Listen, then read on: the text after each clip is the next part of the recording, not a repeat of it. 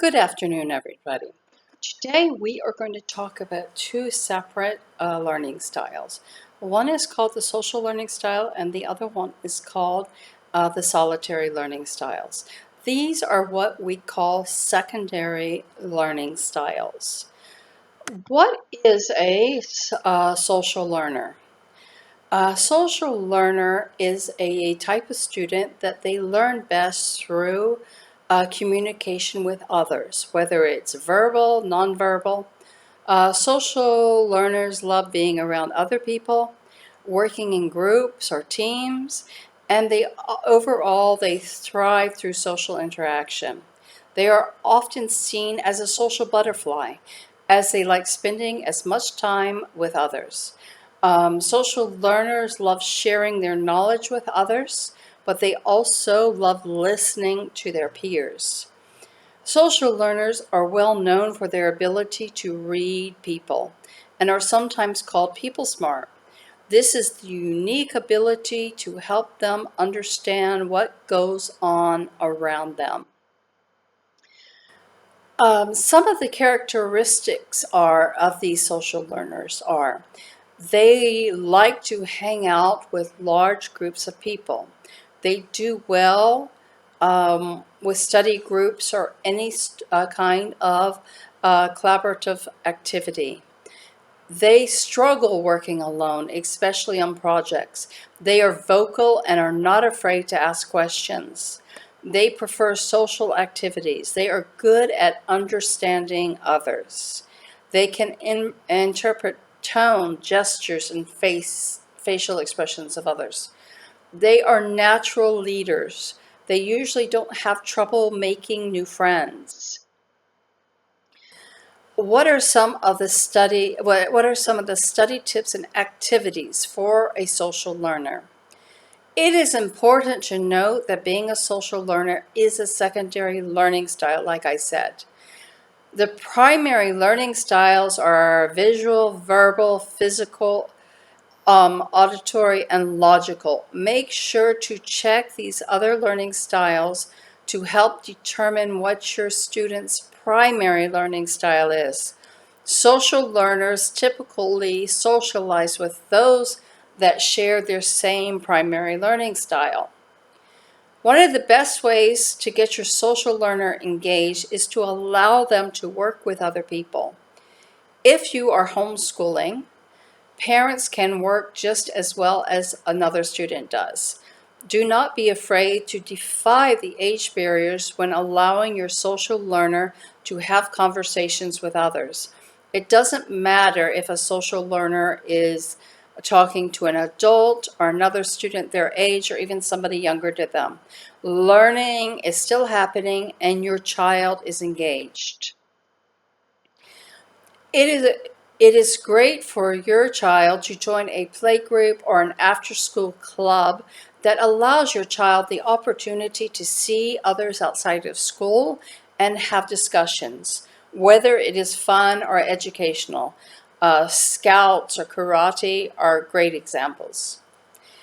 And another excellent option to engage social learners is to join or hold a book club. This allows the student to discuss with others what he or she has learned. It gets their creative juices flowing. Enroll your child in physical fitness classes. Find an age-appropriate group in your local community. There are plenty of group activities that are available to children outside of school. Don't be afraid to enroll in a parent-child class as well. Remember, social learners, they don't know any age. You can also find online communities and forums for your child to take part in social discussions. This are for older kids. Make sure that your child's safety is safe navigating the web and that you are monitoring what is happening. Be sure to offer plenty of feedback, as these learners love to hear both praise and concern from a peer or teacher or a parent. You can also have your child study or review someone else's work. This practice is effective in the classroom or even at home with other peers. If you allow your student to review someone else's work, this is a way to practice effective communication. One of the best things you can do is just be there as a parent, as a teacher, as a peer, to give an ear for them to talk to. They like to tell you about their day, about any issues or problems that happen during the day. So just being there is important. Social learners thrive on even teaching what they know or what they have learned to other people, whether it be one person or many people. By providing your attention, you are helping engage your child or your student. Field trips work well for social learners as well. Field trips often have a social element, whether the students are going on a trip with others or you have chosen a trip that is led by a tour guide. Allow your students to interview professional people as a class project. Then they can talk about what they have learned. Role playing is perfect for the social learner, as it requires them to act out real life situations or that of a story, and that put their people skills to the test. Panel discussions and debates are also great for the social learner. Although social learners prefer to learn with others around them, it is very important to get your student comfortable with occasionally working alone. This is a great way to introduce this idea is to come up with a project with your class, brainstorm ideas, and come up with different parts of a project. Assign your students one part of the project and let 3 or 4 work on the different sections of the project independently, and then they come back and they combine it together as one unit. This teaches the student to be independent and working together as a group. Now we will move on to a solitary learner. What is a solitary learner? A solitary learner is also known as an intrapersonal learner. It is someone that prefers to learn on their own. These types of students are self-motivated, they enjoy working independently, and they learn best when working alone. Students that are solitary learners spend a lot of time in self-reflection, and they enjoy working on themselves.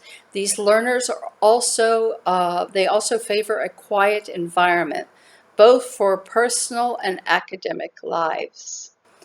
A solitary learner is the exact opposite of a social learner who prefers to work in groups. Some of the common characteristics of a solitary learner is they like to keep a journal or diary. They like spending time alone. They struggle in large crowds and a noisy room. It gives them anxiety. They like to set goals and they make plans. They struggle in opening up to others. They are excellent in self-management skills. They have strong sense of self and they are highly independent. As I said before, it is important to note that being a solitary learner is a secondary learning style. The key to success for a solitary learner is plenty of space and silence. These students love to work on their own and they concentrate best in a quiet, peaceful environment. It is important to check in with them from time to time. since they may find it difficult to ask for help. If you find that your student is struggling, approach them gently and ask if there is anything they need assistance with. Encourage your student to keep a journal or a diary. It will act as a safe space for your child or student to express their thoughts and emotions, both academically and personally. It is important to give these learners their space so you can develop their trust.